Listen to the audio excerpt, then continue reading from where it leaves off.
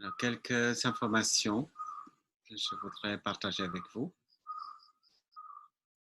Premier, c'est grand merci pour chaque personne qui ont contribué. Nous allons faire notre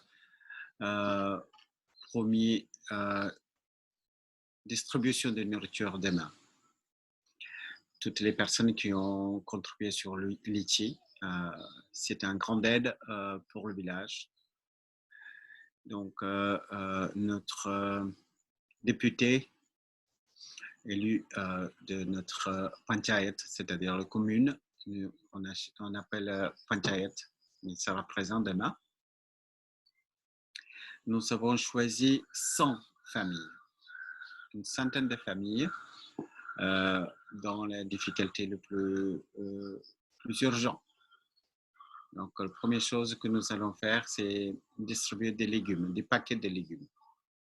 Donc, ça, c'est la première nouvelle que je voulais vous annoncer.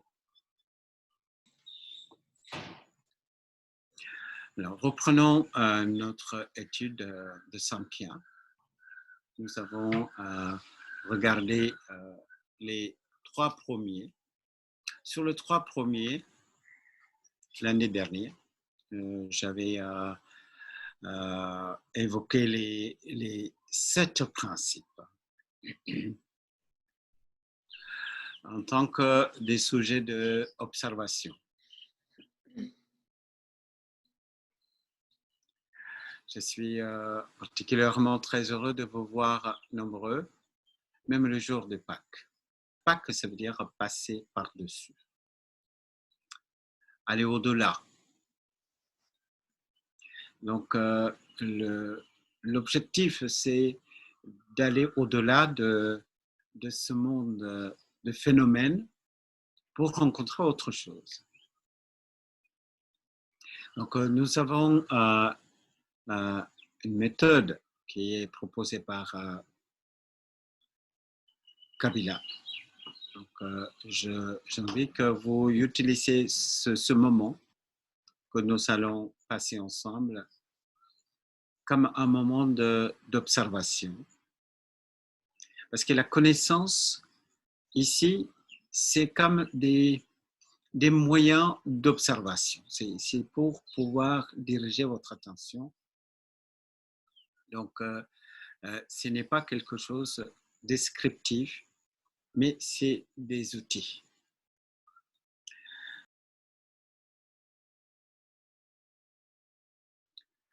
Vous avez déjà pratiqué le mantra et le souffle, donc reprenons cette pratique d'abord.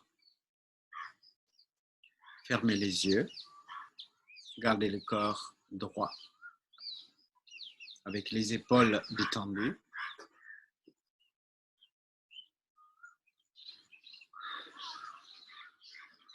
Relâchez le ventre, le cage thoracique. Tout doucement, inspirez.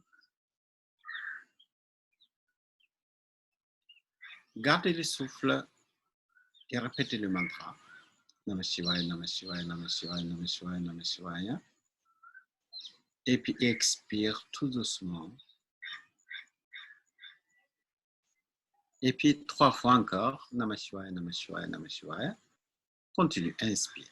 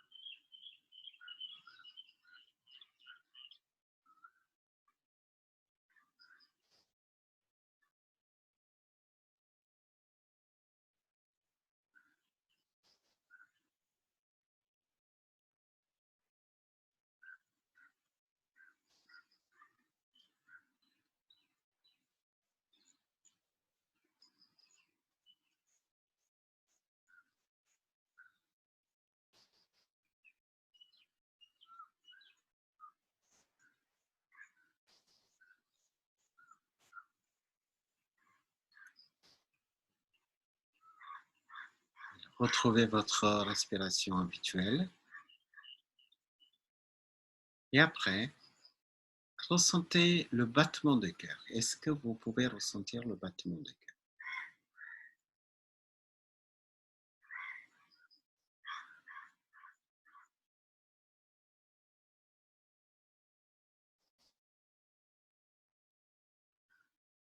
Ce battement de cœur associé avec le mantra Namah Shivaya, Namah Shivaya.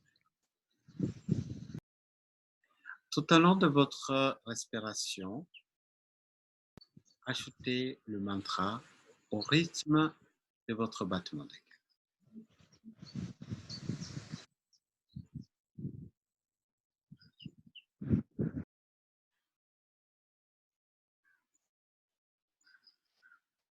Pendant l'inspire et expire, sans retention, continuez la répétition de battement de cœur. En répétition de mantra avec le battement de cœur.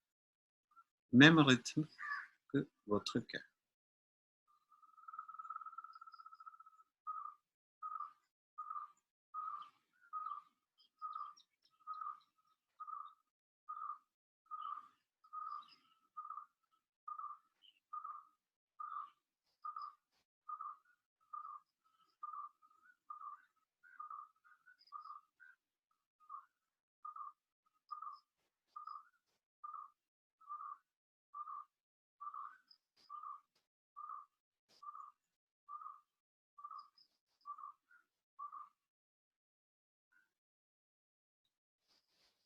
Et maintenant, simplement laissez aller, écoutez mes paroles.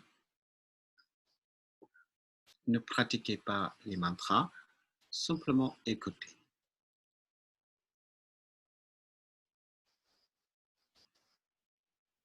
Les yeux sont fermés et je vois l'intérieur des paupières.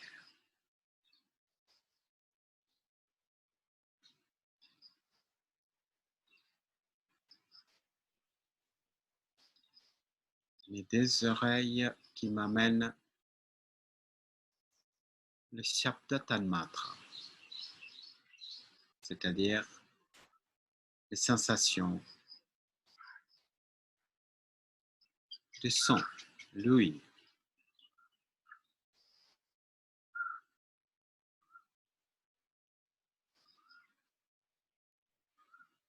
À travers le son, j'ai une orientation spatiale.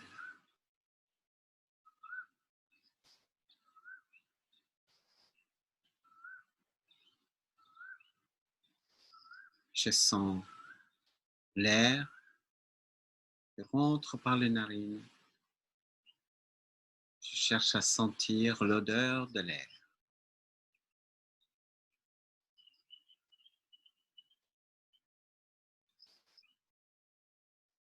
Ma langue cherche à goûter toute sensation intérieure de la bouche.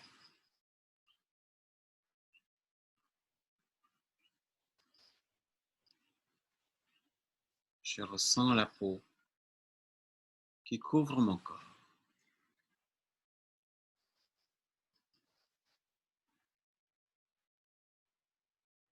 Les 5 sensations, je cherche à le distinguer. D'abord, l'odorat, goût, la vue, toucher et l'ouïe.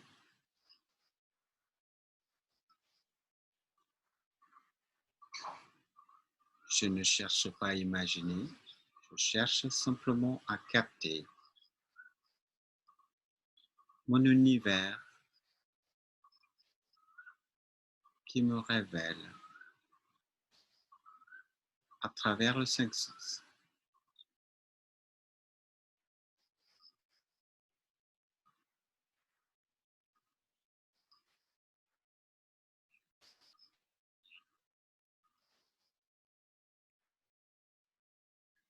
Moi, je, mon ego, mon identité,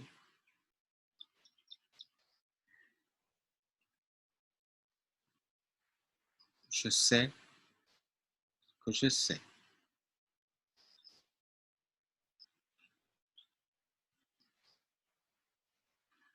Je suis le témoin et mon intellect, le bouddhi, me donne cette confirmation.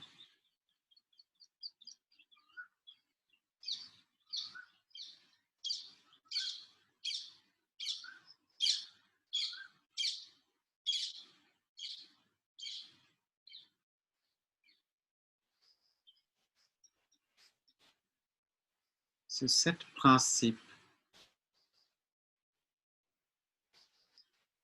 d'intellect, mon ego, toutes les sensations sensorielles est capable de produire un univers autour de moi et aussi à l'intérieur de moi, composé de 5 éléments.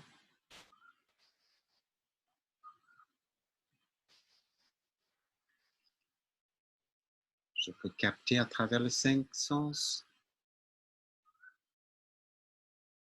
Je peux agir dans cet univers à travers les 5 organes sensoriels.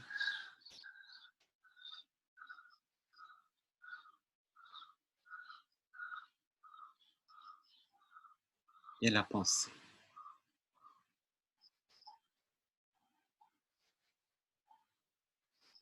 Tout ça, c'est possible parce que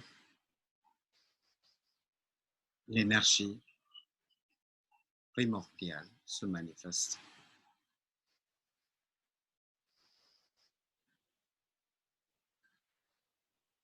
Le fond de mon être, Kodesha, la lumière de conscience, qui est mon vrai moi.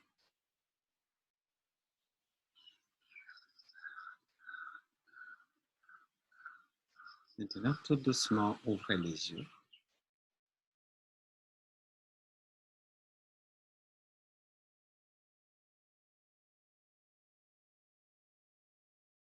Venez pour étudier le Kariga 3 sur la continuité. Alors, nous avons vu les premiers 7 tatouages principaux.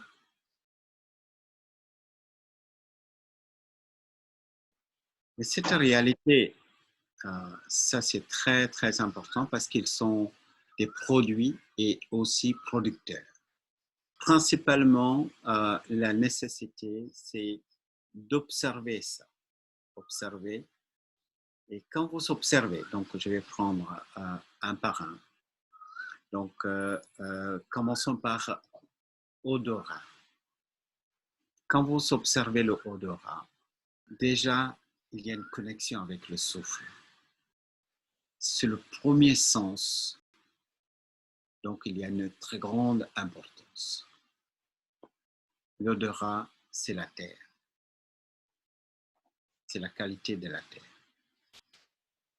Quand vous observez l'odorat, déjà, vous libérez de la terre. La terre, c'est tout ce qui est terrien. La terre vous retire tire vers la terre. C'est l'inertie. Donc, c'est pour cela qu'il est important de commencer par la terre. Après, le goût.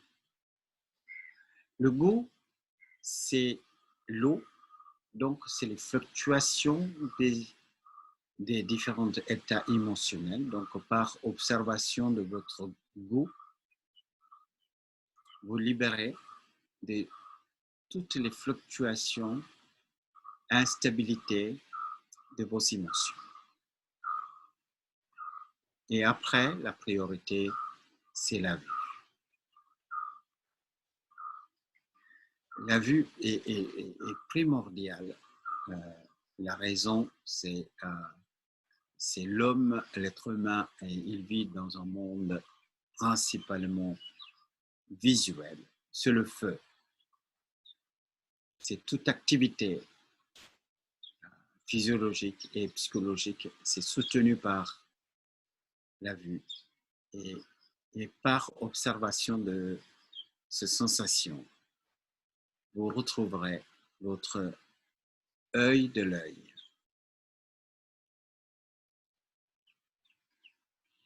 Quatrième priorité, c'est la peau.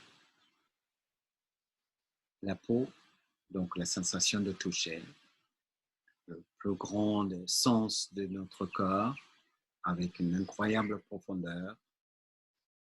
Pourtant, la peau est très superficielle, mais la peau nous propose un monde sensuel, un monde de toucher qui est très, très, très profond parce que c'est un moyen de communication. C'est la frontière physique entre le soi et le non-soi. Et à travers l'écoute de la peau, vous pouvez sortir de l'enfermement du corps.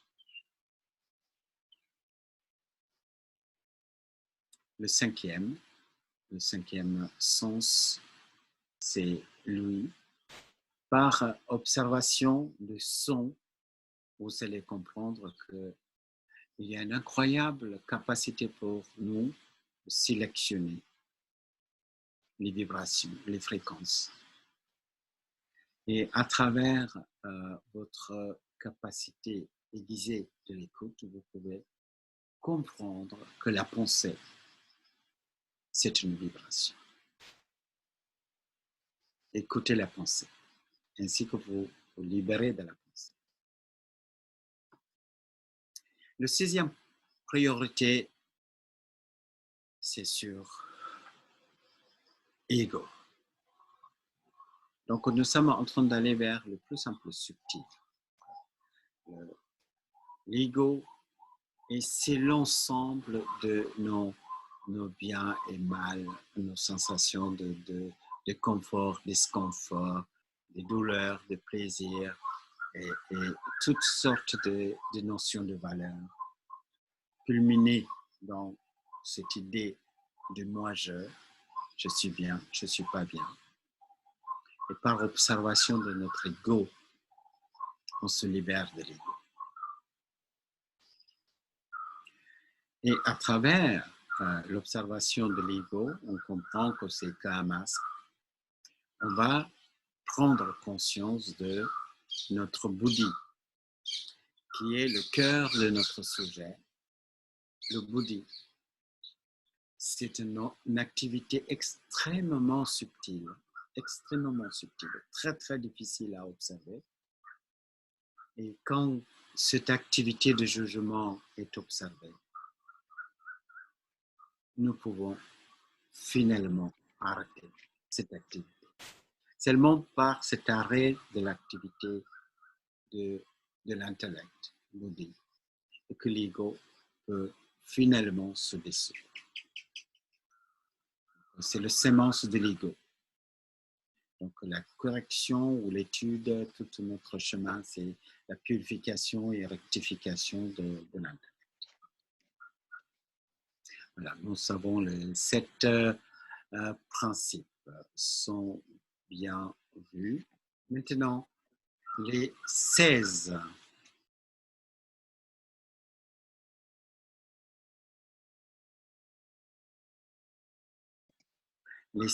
principes. Donc, maintenant, je vous invite de regarder de près le 16. Donc, je ne fais que énumérer pour le moment.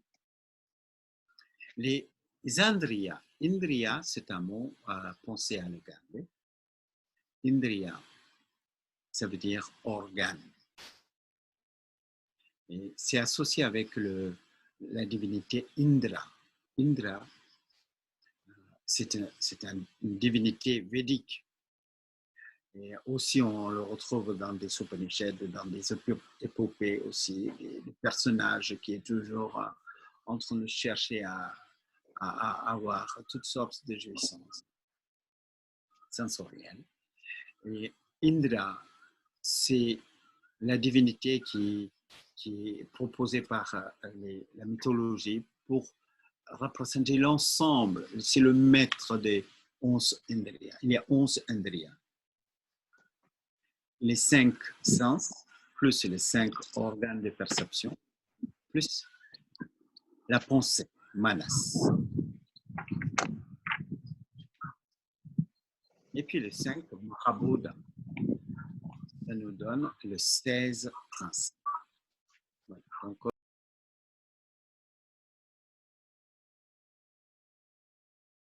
alors, pramana, la première chose qu'on va regarder, c'est pramana. Prama, ça veut dire certitude. Pramana, c'est-à-dire tous les moyens pour avoir les certitudes. Ça s'appelle pramana. Donc, dans toutes les écoles de pensée, il y a une base. Qu'est-ce que c'est la base? La base, c'est sur laquelle qu'on va construire une pensée. Donc, ici, pour Samkhya, nous avons 3 pramana. Le premier pramana, c'est perception. Perception, c'est-à-dire à travers le 5 sens, qu'est-ce qu'on peut voir directement. L'inférence, c'est la perception indirecte. On avait évoqué ça. C'est le fumée, vous voyez le fumée, donc vous pouvez imaginer qu'il y a une autre réalité derrière le phénomène. Et puis le témoignage valide. Donc c'est 3, c'est-à-dire le témoignage valide, c'est des textes sacrés, reconnus, et la parole de maître aussi. Donc c'est 3. Donc exactement, les 3 sont aussi la base dans le yoga. Donc, on n'utilise pas les mêmes mots, c'est tout, mais c'est toujours les 3. Pratyaksha, Anumana, Agama. L'appellation sont légèrement différentes, mais on parle de même chose. Donc, d'autres écoles de pensée comme le Vedanta, ils utilisent d'autres bases. Mais pour Samkhya, il dit que les autres bases sont déjà comprises à l'intérieur de ces 3. Donc, on ne passe pas de temps à élaborer énormément de bases. Donc, il y a 3, c'est beaucoup plus direct et simple. Alors, donc, regardez maintenant le Kariga 5. Je dirais droit au but. Kabila, il dit que la perception et la fluctuation mentale qui résultent du contact des sens à leur objet et qui confirment la réalité de cet objet. Regardez maintenant l'approche de Samkhya. Le Samkhya dit qu'en fait, notre monde, c'est uniquement les fluctuations de notre mental. Le monde extérieur, ce que vous voyez autour de vous, on n'a absolument aucun moyen de savoir si ça existe ou pas. La seule chose que nous savons, c'est les fluctuations de notre mental. Alors maintenant, regardez le mot mental, manas, avec, à travers un loupe, parce que ce n'est pas uniquement la pensée. Et toutes les modifications à l'intérieur de nous, c'est manas. Donc, en fait, nous connaissons uniquement les modifications intérieures. Donc, c'est vrai que nous avons étudié comment les yeux fonctionnent. On a un objet, une source de lumière, cet objet qui va refléter cette énergie, cette lumière qui tombe et puis se rendre à travers les yeux et sur le rétine et puis s'est transformé en tant que des messages qui est capté par le cerveau sur les lobes qui correspondent. Et tout ça, on avait appris Mais ici, nous sommes directement sur ce fait que toute notre connaissance, c'est la fluctuation de notre mental. Et donc, la perception qui est la base, notre base sur laquelle on va construire notre vie, notre pensée, c'est principalement sur cette fluctuation sur le mental. Et maintenant, si vous avez vu ça à travers cette Kariga, votre vie, en fait, votre vie, c'est notre vie. Tout ce que nous savons, toute notre perception, notre monde, et simplement nous sommes en train de témoigner la fluctuation de mental. Mais quand nous vivons, je regarde un arbre et puis je dis je vois un arbre, en fait je ne vois pas un arbre, je vois simplement une petite fluctuation à l'intérieur de mental, manas. Déjà, ça simplifie énormément notre vie. En fait, toutes nos expériences, c'est uniquement des fluctuations intérieures. Maintenant, regardez, l'inférence est reconnue comme état de 3 sortes. Donc, ici, on va voir les 3 formes d'inférence. Et toute inférence implique 2 éléments, linga et lingi.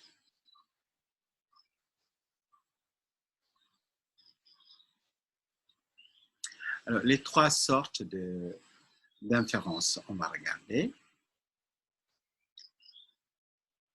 Cette première sorte d'inférence, donc en sanskrit on appelle purvanat. Et quelquefois certains livres parlent de purvat. C'est purvanat. L'inférence d'un effet à partir de sa cause. Si vous prenez le même exemple de feu et le fumée. Donc, le fumée, c'est l'effet, la cause, c'est le feu. Donc, on observe, on va faire on observe la cause et à partir de la cause, on va chercher à connaître l'effet. Et puis le contraire s'appelle Sheshwat. C'est Sheshwavat. Sheshavat, c'est je vois le fumée et donc je vais imaginer qu'il y a le feu caché quelque part. Samanyato drishta, donc ça c'est le troisième. Troisième, c'est un peu plus complexe. Ça, c'est basé sur les lois générales. Donc, j'observe un corbeau, je vois qu'il est noir. J'observe encore un autre, c'est noir. Et encore un troisième, un xème corbeau que j'observe. Et puis, j'ai dit, tous les corbeaux sont noirs. Donc, ça, c'est le troisième façon de l'inférence. Donc, ça, c'est applicable éventuellement, vous allez voir. Ces 3 sont utilisables dans notre interrogation sur la nature de l'être.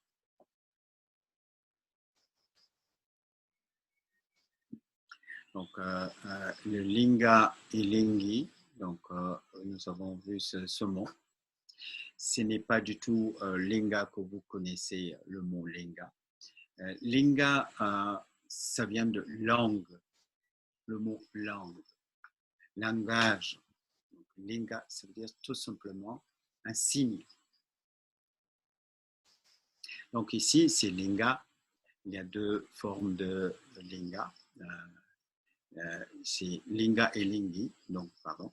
Linga, c'est l'indice moins étendu et lingi, c'est qui révèle par l'indice plus étendu.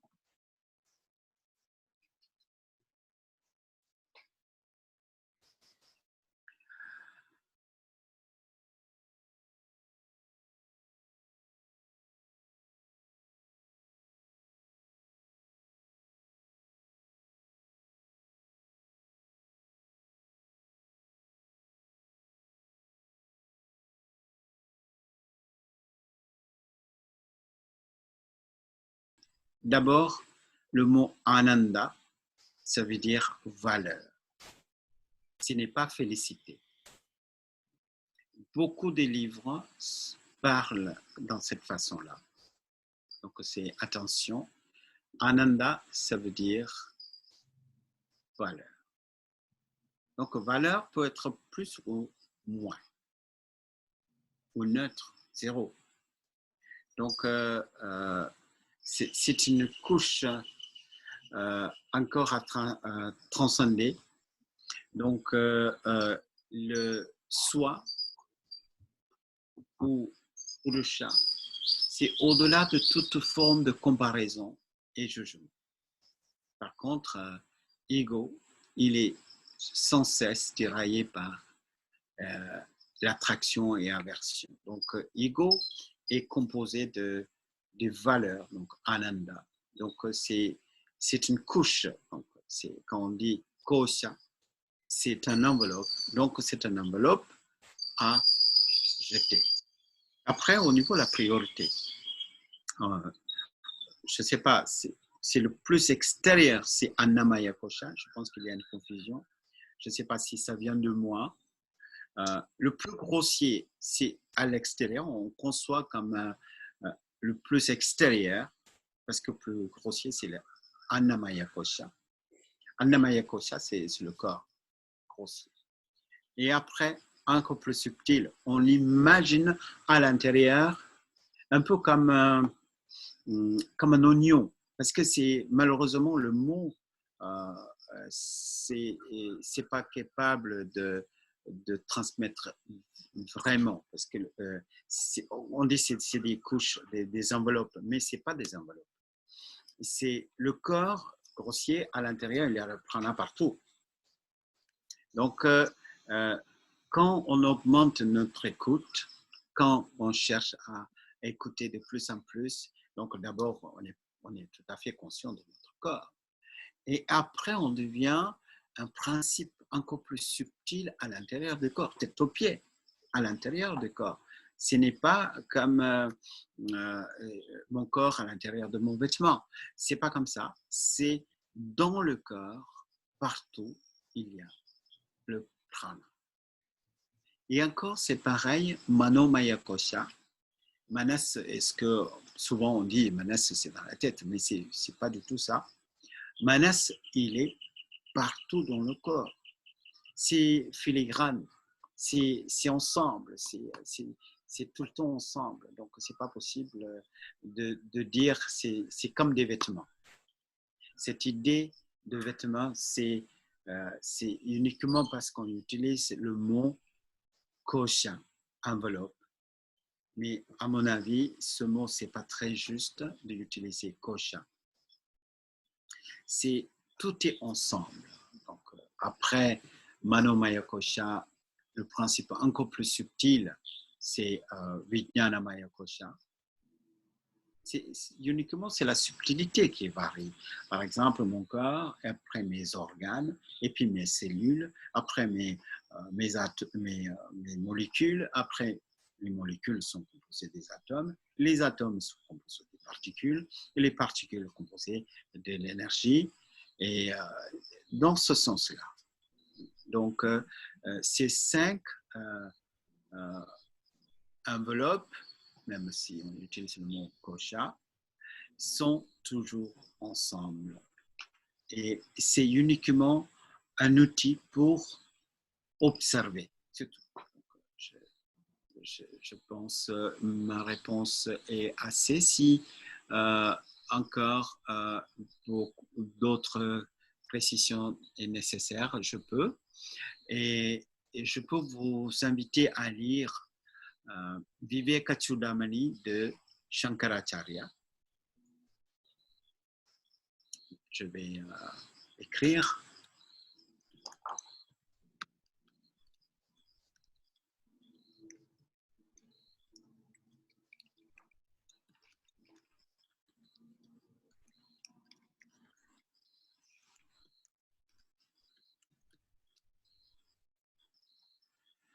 Vous pouvez le trouver, c'est traduit en français aussi.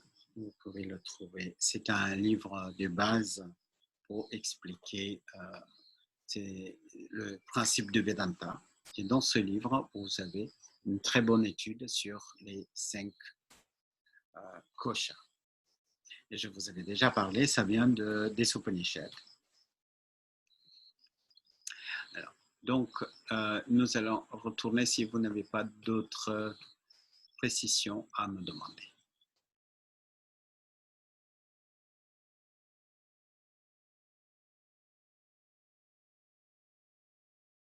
Le Samkhya, c'est la voie pour sortir de souffrance.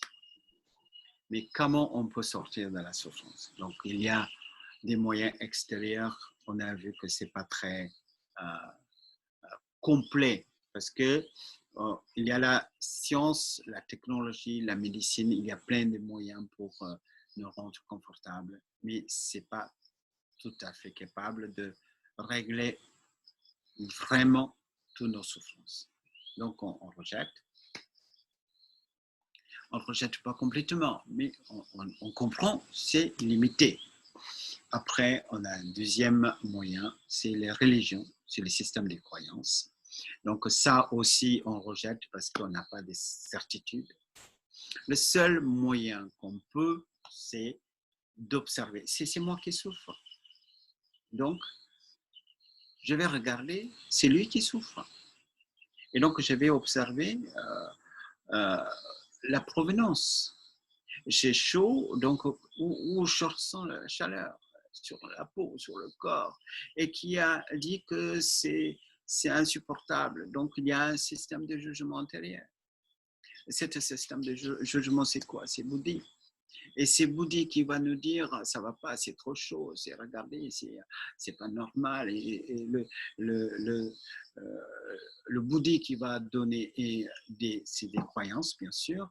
Ça, c'est à travers notre éducation, on a constitué notre Bouddhi. Et donc, en fonction du jugement de Bouddhi, l'ego qui va se mettre dans un état de souffrance ou pas, ou le plaisir, c'est pareil. Donc, pour le plaisir ou la souffrance, c'est Bouddhi qui va nous dire, voilà, ça c'est super, donc tu peux être en état de bonheur, ou ça c'est pas, donc dans un état de souffrance. Donc, en fait,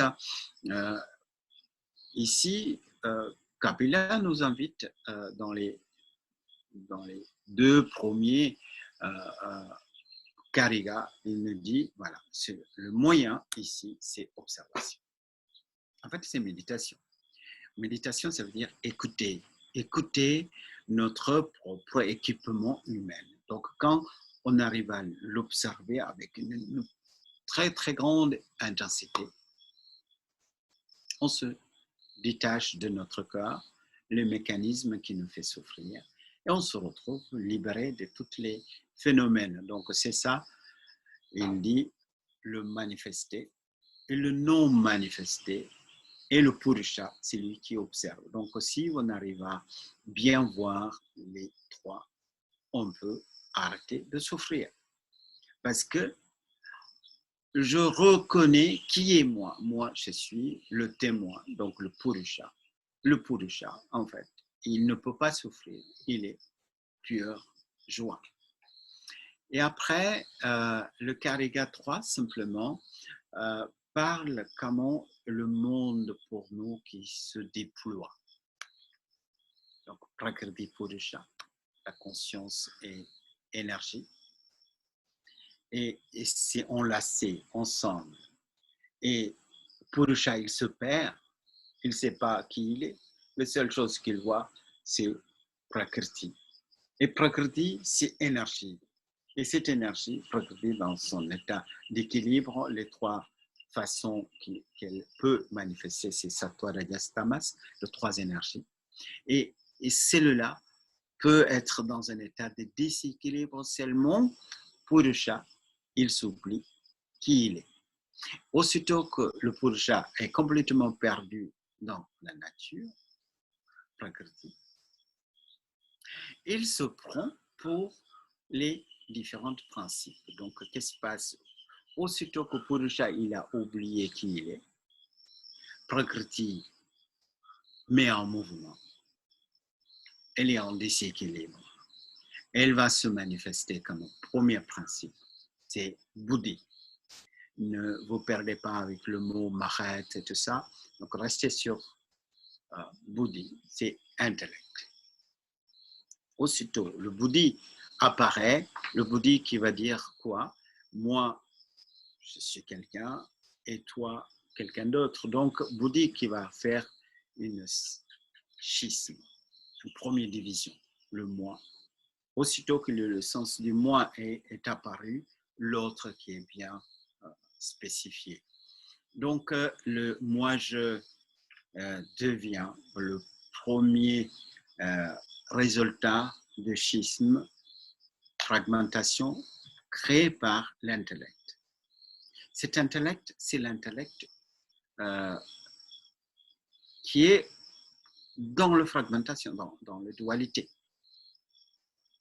Et après, qu'est-ce qui se passe après? C'est le moi-je qui va ressentir 5 sortes de sensations à travers les 5 sens. Et il va recevoir des données analysées par le Bouddhi. Après, il est propulsé à agir parce qu'il n'est pas bien ou il est bien. Donc, il est dans l'attraction et la répulsion. Donc, il y a les actions à travers les 5 organes de perception, organes d'action. À travers les 5 organes de perception, il arrive à agir dans son univers autour. Donc, ce monde matériel devient de plus en plus vrai et la réalité devient très concrète. Et le mouvement de la conscience, c'est en l'envers.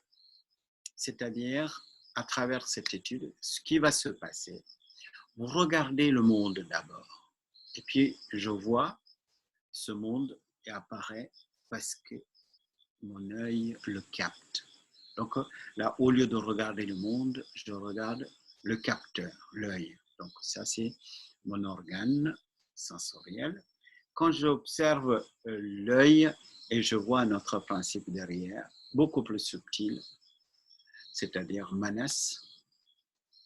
Derrière la manas, il y a l'intellect et l'ego, prakriti purusha, jusqu'au purusha. Donc c'est un mouvement de retour. En fait, qu'est-ce que c'est ce mouvement que nous sommes en train de faire?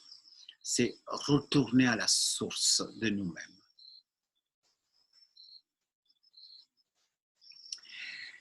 Retrouver notre véritable maison. Donc, nous sommes perdus, en fait, dans cet univers. Et on a entendu tous les messages de cet univers. On a cru tout ce qu'on nous a dit. Et maintenant, on se libère petit à petit. Et par notre propre effort d'observation. Donc, ça, c'est le résumé que je peux vous donner maintenant pour avoir une clarté sur tout ce qui était vu.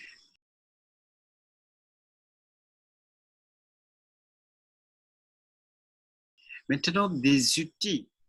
Des outils, alors, on se construit des outils à travers les certitudes. Comment on peut avoir les certitudes? Donc, on avait vu les pramana, le 3 pramana, la perception et l'inférence et les témoignages. Et puis, le 5 karyaka qui nous dit que la perception est bien définie, c'est que des fluctuations de mental. Et puis, on a regardé également linga, les différentes sortes d'inférences, et linga et lingi, les deux types des indices. Et puis, nous allons vers le 6e. Aujourd'hui, j'ai envie d'aller un peu plus loin. C'est votre travail de cette semaine. Donc, regardez le Kariga 7. L'existence d'un objet peut ne pas être connue par les raisons suivantes. Alors, c'est pourquoi je vous donne ça comme un travail. C'est parce que notre monde, nous vivons, en fait, c'est pas forcément bien fondé. Il y a énormément de choses qu'on ne connaît pas. En fait, on vit avec très peu de visibilité dans notre vie. Donc, regardez maintenant. Quand il y a une chose, c'est très loin, on ne le voit pas. Donc, il y a beaucoup de choses qui sont trop loin. Donc, la distance excessive, c'est euh, euh, c'est une cause pour de non-perception. Il y a des choses qui sont trop près, on n'arrive pas à le voir. Et quelquefois, on a des problèmes des 5 organes sensations, des perceptions, les limites des infirmités des Andrias. Par exemple, quelqu'un qui a un problème des yeux, on ne le voit pas. Inattention, subtilité de l'objet. Objet éclipsé par un écran. L'objet dominé par le rayonnement d'un autre, par exemple les étoiles, on ne voit pas le jour. Et l'objet mêlé à des objets semblables. Ça, c'est encore une autre raison pourquoi on n'arrive pas à voir. Donc, pourquoi il est si important de bien noter ces vite raisons pourquoi on ne perçoit pas des choses, c'est pour que vous sachiez qu'il y a beaucoup de choses qu'on ne tient pas compte qui existent. Et, c'est tout ce qui existe, en fait, ça agit sur nous. C'est pour ça qu'on a besoin de tenir compte de tout ça. Donc, je vous invite, donc la semaine qui se suit, apprenez d'abord par cœur tout ça. C'est vite raison pourquoi on ne perçoit pas. Et puis, observez dans votre vie, dans votre habitude de vous réveiller, et puis vous comprenez que nous vivons dans un tout petit espace de conscience. Énormément de choses qui sont à l'extérieur de nous. Et par exemple, les virus, on ne le voit pas. Pourquoi on ne le voit pas? On ne le voit pas parce que la subtilité de l'objet, regardez, c'était noté. Et bien sûr, on imagine que donc il ne faut pas toucher quelque part, tout le monde touche. Mais à un moment d'inattention, voilà, donc on va toucher et puis ça peut être, on peut devenir porteur. Donc, et ainsi, vous pouvez mettre ça dans votre vie. Et comme des éclaireurs pour comprendre que notre vie est extrêmement limitée parce que un autre univers invisible qui nous entoure. Voilà, avec ça, je termine aujourd'hui. J'ai dépassé 5 minutes. Je vous invite de retourner dans votre écoute des corps. Nous allons terminer aujourd'hui avec un mantra. Simplement écouter. C'est un mantra qu'on chante pour terminer un enseignement. Je vous introduis pour ceux qui ne connaissent pas.